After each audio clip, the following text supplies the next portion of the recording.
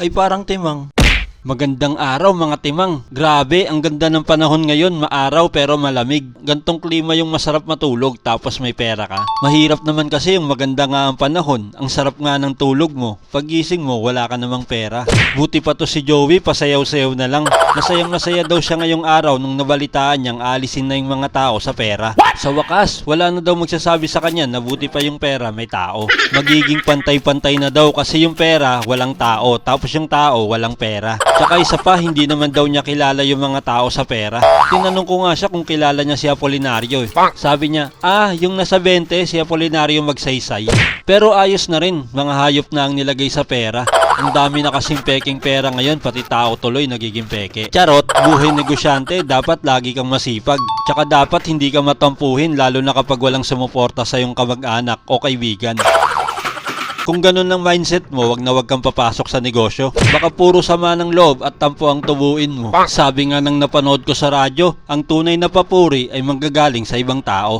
Hinding-hindi ka magiging magaling sa mga taong ayaw kang umangat. At mapuri ka man ng mga taong nasa paligid mo at baka dahil napapakinabangan ka nila. Hindi ko naman nilalahat pero meron mga senaryong ganong nangyayari. Yung kakilala kong negosyante, nakilala ko yun nung nag-travel ako sa Jupiter. Nangutang, nagtayo ng maliit na negosyo. Syempre, hindi ko nasasabihin nagtinda siya ng mga pagkain, baka malaman nyo pa eh. Syempre, yung mga unang linggo, maganda ang takbo. Yung mga sumunod na linggo na putik ang daming tumakbo. Nag-focus kasi siya sa kaibigan at saka pamilya.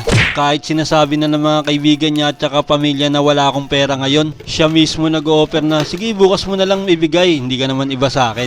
Syempre, yung tao kahit ayaw mangutang, nakakapangutang tuloy dahil sa pinipilit niyang paninda.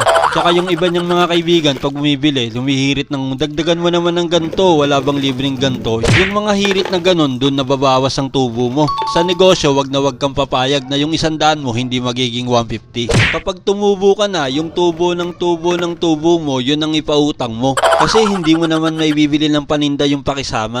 Ako, sa sobrang bantay ko sa tubo, kapag may mga ganto, nangihinayang ako. Factory defect pero nakakapanghinayang pa rin. Syempre, pagkain na sana ng anak ko yun. At yung mga ganyan na buksan na hindi ko na pinapakain yan, tinatapon ko na yan. At dahil dyan, mano-mano ko tong bibilangin. Baka mamaya kulang, lugi na naman.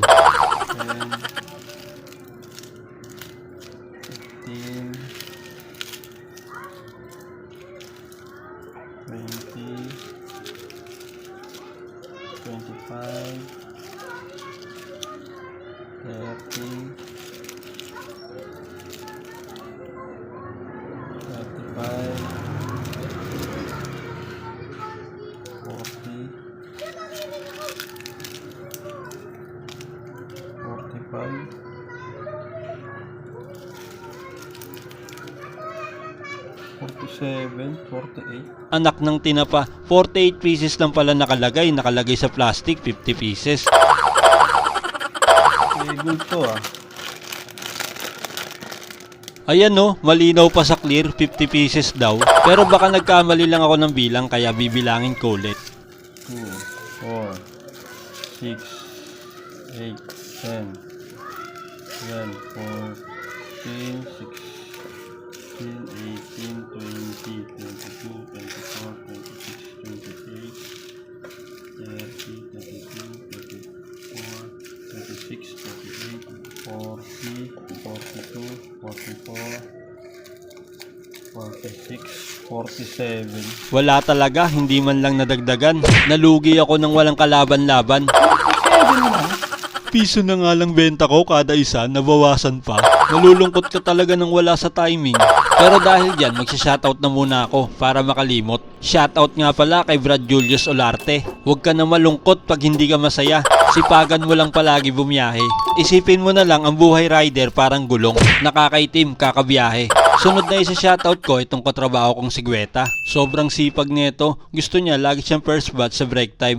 Siya na late, siya pagalit. Pero sa totoo lang, masipag talaga yan. Hindi nga lang siya sinisipag-sipagin. Madalas kasi marami siyang plano na gagawin. Minsan nga sinusulat niya pa sa papel yung mga gagawin niya maghapon. Ang problema, kapag gagawin niya na, nawawala yung papel niya na sinulatan. Kaya ayun, maghapon siyang walang ginagawa.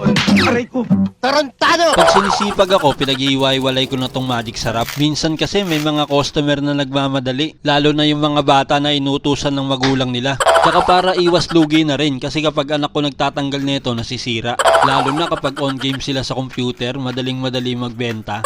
Nagugulat na lang talaga ako, nagmamagic sarap na naman yung mga langgam. Tsaka maganda rin sa tindahan yung mabilis kayo magbenta. Yung tipong pagsabi pa lang ng bibilhin niya, naabot mo na. Nakakawala rin kasi ng customer kapag babagal ka. Eh tabi-tabi pa naman kaming tindahan dito. Kaya pag nainip yung customer, aalis talaga yun. Sa totoo lang, masarap talaga ang may negosyo. Bukod kasi sa hawak mo ang kita mo, hawak mo ang oras mo. At hindi mo naman kailangan ng malaking puhunan para magnegosyo. Ako nga, yung 5K ko medyo lumalago na. At mag-iisang taon na siya ngayong taon. Isipin mo na lang, umabot ng isang taon yung 5K. Eh sa panahon ngayon, yung 1K mo, 3 days lang, ubos na. Yun ay kung wala kayong anak. Pero kung may mga anak kayo, baka 1K mo, 1 day lang. Pagtapos ko mag-display, chinecheck ko palagi ang resibo. Nakita mo naman ang improvement. Dati 1K lang kapag namimili ako. Ngayon 3K plus na. Doon pa lang masasabi mong kahit paano tumutubo. Pero hindi yan ang dahilan kung bakit tinignan ko ang resibo. Lagi ako nagche-check niyan para sa presyo ng paninda. Sa totoo lang, bago matapos ang taon nakaraan taon, nagtaas ang presyo ng mga paninda. At kahit gumamit ka ng microscope, hindi mo makikitang may bumaba dyan. Walang ganun dito sa bansa natin. Tumataas ang paninda pero walang nagmumura. Isa na lang talaga ang mura ngayon. Gusto nyo mura? Putangin na mo. Bawal yan! Bawal yan! Maganda na may presyo na yung mga paninda para pag natutulog ako, hindi na ako gigisingin ng mga anak ko. Malayo-layo pa ang lalakbayin ko para maging successful. Madami pa akong pagdadaanan, madami pa akong babayaran. Mahaba-haba pa kasi ang listahan ko kay Bombay. Pero sa ngayon, ang libangan ko manood ng mga taong successful sa buhay. Hindi na ako nanonood ng mga babaeng nagsasayaw sa social media. Naniniwala kasi ako sa kasabihan na kung ano ang pinapanood natin, yun ang gagayahin natin. Baka kasi dumating yung time na kailangan ko na magsayaw. At kailangan ko nang ipakita yung mga makikinis na parte ng katawan ko para dumami ang views. O paano? Hanggang dito na lang ulit mga timang. Salamat sa panonood. Pa-share naman po, please.